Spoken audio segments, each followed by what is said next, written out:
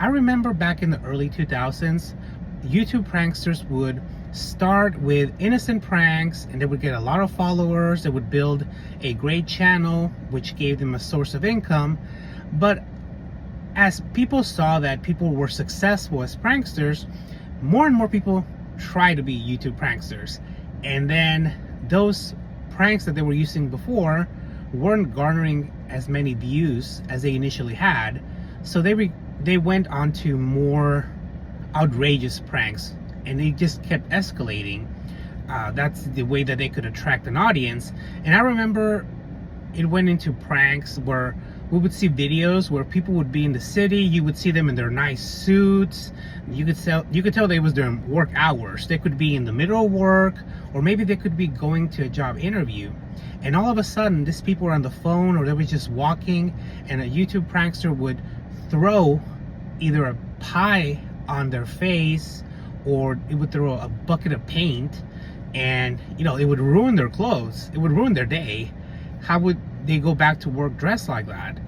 And the YouTube prankster would just run around laughing, and they would get chased by the victim of the prank, and people would give likes to those videos. And then more and more people began making videos like that, to where they were making more dangerous pranks. And I recall seeing some pranks where they would even drop balloons from the top of multiple story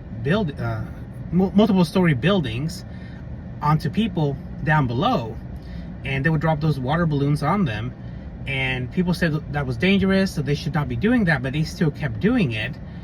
And I remember those type of pranks, and people were not happy about those YouTube pranksters, but they kept doing more and more outrageous pranks because they knew people were gonna watch the videos, which would get them more money.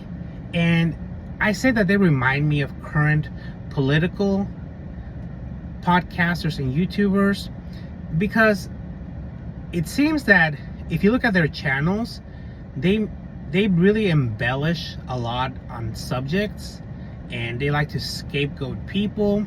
They don't care what damage they do to people. They just want to garner views, and they know that selling outrage gets them more views, which means more money.